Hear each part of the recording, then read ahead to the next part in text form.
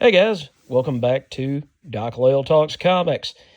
This time I've got an interesting one here. I picked up a copy of Abadazad, the Puppet, the Professor, and the Prophet by J.M. DeMatteis. And the art is by Mike Plug. And this is actually a book with words instead of just pictures. If you didn't know, back in the day, CrossGen started Abadazad by the same creative team. Unfortunately, only 3 issues came out before the book got canceled. Issue 4 never saw print. Disney bought the property. That's why it says Disney Abadazad. And they rehired DeMatteis and Plug to come back and try to finish the series in a series of hybrid books with illustrations. And this continues the story of Kate trying to find her brother Matty in the wretchedly awful city. And the catch about this particular book, and the reason I'm proud of it, this one never came to the U.S. The first 2 books were printed by Hyperion Books in the U.S., and this one was a UK-only release. And there was supposed to be a 4th book that was forthcoming, but it never saw print because the sales numbers just weren't there. And it's a shame because, excuse me, if you've never read the story, the comics, you're missing out. It's a different take on the world of the Wizard of Oz, and it is absolutely amazing. Let me see if I can find a page in here that's not mainly prose. You've got this awesome illustration by Mike Plug, where you've got Kate, and that is Master Wicks, who's a bit of a hothead. And these books are in really rare shape to find in the U.S., but I managed to snag a copy for a good price. And unfortunately, what really sucks is when I finish reading this book, there's no more to come.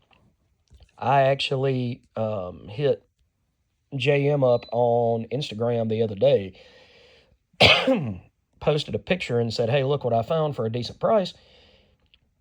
Is there any chance we'll ever get book 4 or that this property will ever be picked up by Disney again? And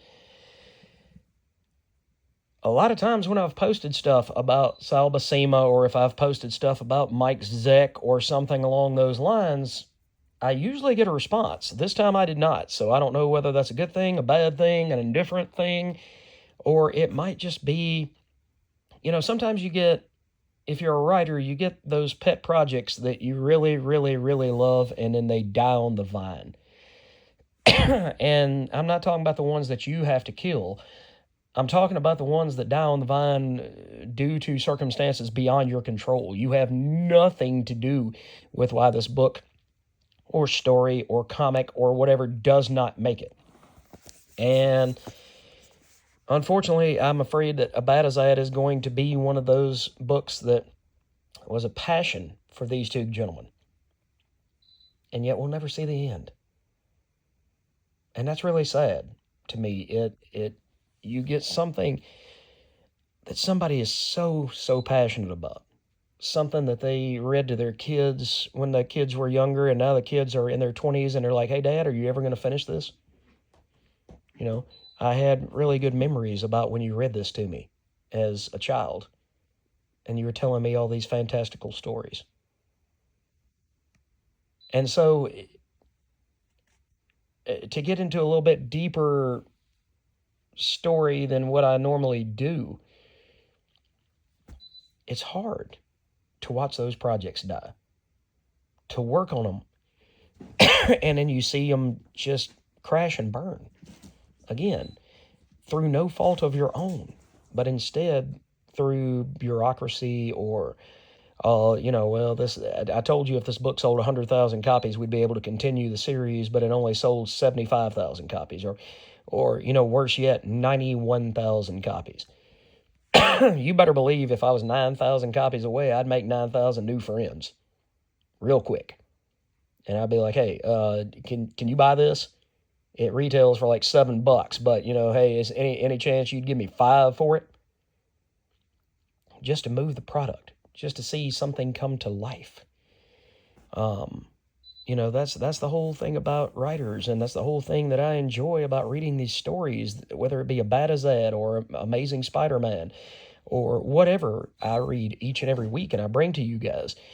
What I enjoy about this is not just the artwork, but it's the craft that goes into creating something out of nothing. To get on a religion thing for just a minute, a lot of people say, well, we created this and we created that. In my humble opinion, and this is just my humble opinion, I'm not trying to force my religion on anybody. Man has not created anything out of nothing as far as physically. There's always metallurgy that has been taught to him through his wisdom and his knowledge. There's always wrenches to be turned. There's always pencils to be sharpened. There is no alchemy, in my opinion, that you can literally produce something from nothing. That is something that only God can do.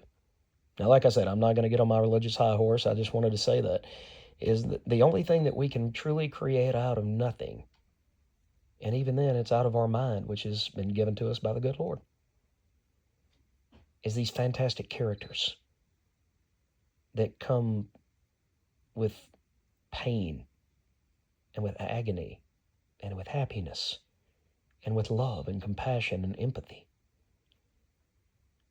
And no matter what they've been through, you can read these books. You can read about Kate and Maddie. You can read about The Wizard of Oz. You can read about The Grapes of Wrath. You can read about The Old Man and the Sea. And you get these tragic characters that somehow persevere. And that's what breaks my heart about this, that we'll never see whether or not Kate perseveres to save her brother or not. But anyway, that's enough, downer time. Let's get back to the excitement. I'm really, really glad to have this book in my collection. I am beyond ecstatic. I've got the first 2 hardcovers that came out. I bought them when they came out years ago. I think I bought them, the first one I think I bought from Walden Books, when Walden Books was a thing. But anyway, I am overjoyed to have this in my collection. And if you guys ever get the opportunity to go back and excuse me, guys, go back and read the first 2 books and then get yourself a copy of this one, then I hope that you enjoy it as much as I've enjoyed the first 15 or so pages that I flipped through the other night. All right, guys, thanks for joining me. Thanks for listening to me. Let's keep growing this channel. If you have not liked and subscribed, please hit that like button. Please subscribe to the channel. I'll keep bringing you quality content like this each and every day, as long as you guys continue to help support the channel. I have found a place that people love what I do. I found a place that means something to me. And I found a place that I can talk about these books with people that are like-minded and people that really enjoy this content. So like I said, if you hadn't done that, please like and subscribe, and we will catch you guys in the next video. Take care and have a great night.